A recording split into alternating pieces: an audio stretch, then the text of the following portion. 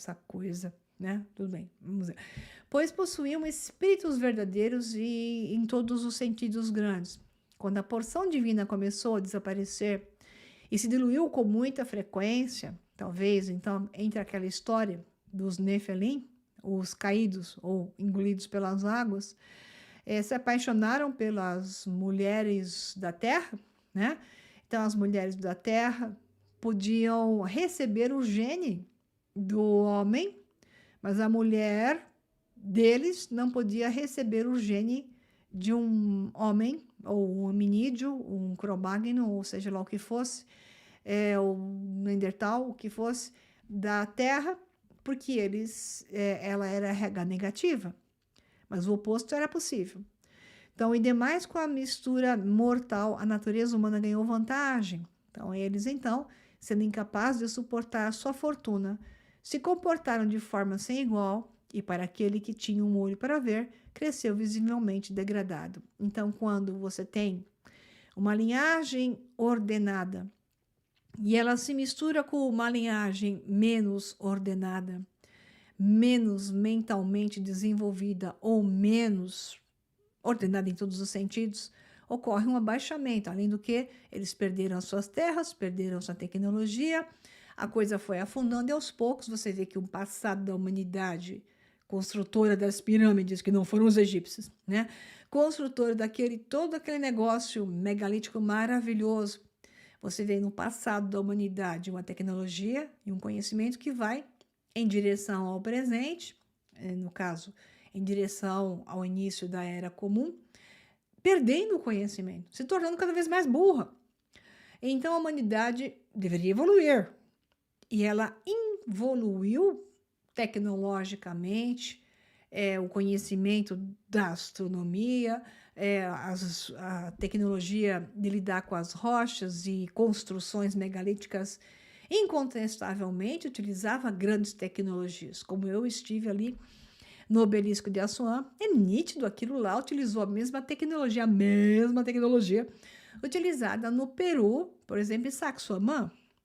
Então, quando você tem os mesmos construtores, você tem uma civilização em comum, que estando aqui no meio, pode ter migrado para cá, na região do norte, e para cá, indo em direção a essa região aqui, porque aqui era mar, né?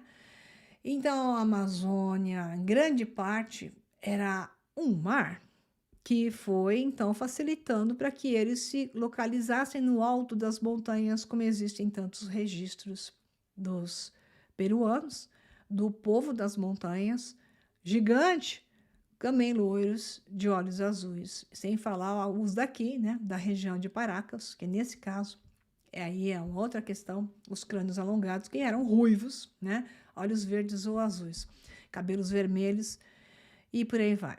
Bom, aí nós temos a questão do haplogrupo.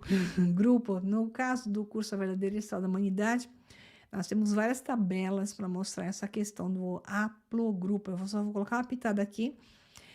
O haplogrupo tem um problema de cebolinha, né? Quando tem RL, já deu para perceber. X mitocondrial, então DNA mitocondrial, DNA da mãe.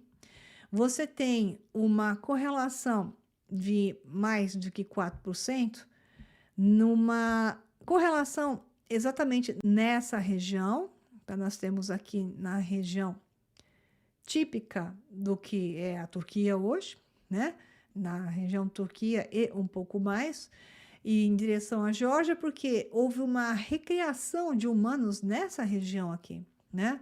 E aqui no norte dos Estados Unidos, inclusive norte do Canadá, onde você tem uma população indígena com um alto nível de similaridade do haplogrupo X, né, que é pela linhagem da mãe. Então meu Deus, eu fico enrolada, haplogrupo X, né? Ele é um haplogrupo de DNA mitocondrial humano, ou seja, mãe, encontrado na América, Europa, Ásia Ocidental, Norte da África e chifre da África, né? Chifre, você tem o fim que é a África do Sul. O haplogrupo X surgiu do haplogrupo N há cerca de 30 mil anos, pouco antes do último máximo glacial. Então, você tem aqui uma marcação. Provavelmente, esse fim do último máximo glacial começou a mostrar já um processo de descongelamento, abrupto ou não, mas depois que se intensificou e atingiu um ponto de virada, ou porque foi atingido por alguma coisa que veio do céu, tipo um grande meteoro, sei lá o que for, ou porque simplesmente houve um ponto de virada, que é o que pode acontecer na mudança climática da época, sem as vaquinhas soltarem pum, a coisa esquentou de vez, e em 30 mil anos começaram a sair de sua região e fazer essa mudança, e aí sim, essa mistura. Então, se você começa a olhar esse tipo de detalhe, você começa a entender que esse carinha aqui, de uma reconstituição de um Cro-Magnon europeu, desses 30 mil anos atrás, faz sentido. E principalmente quando você vê os contos, tanto dos astecas, que eles falam que os deuses eram loiros de olhos azuis, claros, e que eles vinham de cima. O que é o de cima?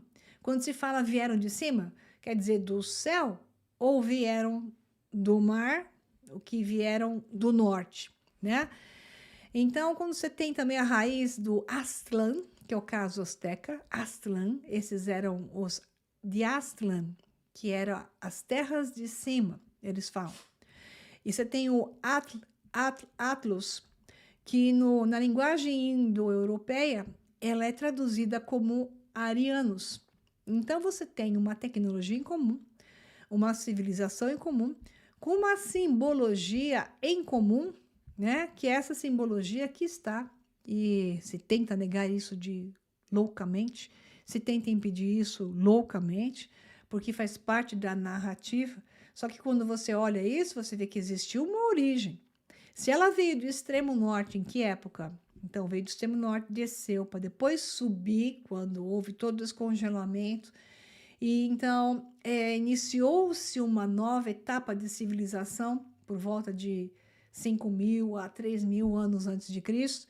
Então, você tem uma migração que veio de cima para baixo e depois de baixo foi para cima. De novo, eu explico isso no curso A Era de Ouro em detalhes, aqui eu não tenho tanto tempo para mostrar isso. Mas quando a gente vai nos museus, como é o caso do Museu do Cairo, essas carinhas aqui, a gente fica de olho nelas, né? Isso aqui já é asiático. Mas sempre com a questão, e fala que Nefertiti, ela era, sim, uma núbia, só que a Nefertiti é retratada com pele branca e olhos azuis, né? Então, as estátuas dela são essa, é núbia, mas na região da África subsaariana, essa turma ainda tinha um outro tipo de tonalidade, porque essa foi uma outra fase. A fase posterior dessa é a subida do sul em direção ao norte, e aí começam a fazer mudanças. Então, todo o segredo está aqui nessa região dos Urais, na região dessa Sítia, Samártia, que é onde nós temos hoje as pequenas guerrinhas em ação. Eles sempre fazem as guerrinhas baseadas nos contos, nos contextos da origem. Então, quando o descongelamento ocorreu e as águas baixaram, essa área, o cinturão eurasiano da estepe, foi a área fértil. Então, o gelo ainda existia em grande proporção, começou a diminuir cada vez mais, até por volta de 1500 a.C., você tinha ainda um pouco mais de friozinho por aqui, e a região da estepe é a região onde você tem todo o desenvolvimento civilizacional da nova civilização. Então, quando a gente olha aqui Ucrânia e Rússia, você vê uma questão daquilo que esses donos do mundo muito gostam, é de origem. Então, eles gostam de sempre atrapalhar e utilizar o sacrifício do primogênito, né? O sacrifício da origem. Então, a estepe da Eurásia, também chamada simplesmente de Grande Estepe ou Estepes, é a vasta região de estepes da Eurásia, bioma de pastagens, tal, que tem, então, a região desde Hungria, Bulgária, Romênia, Moldávia e Ucrânia.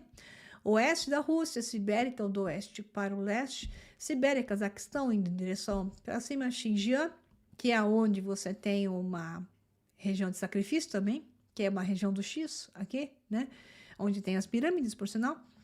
Mongólia e Manchúria, com grande enclave, e a estepe da Panônia, localizada principalmente na Hungria. Panônia porque o eixo das montanhas forma um sistema panorâmico, né? E mostra bem esse tipo de cara.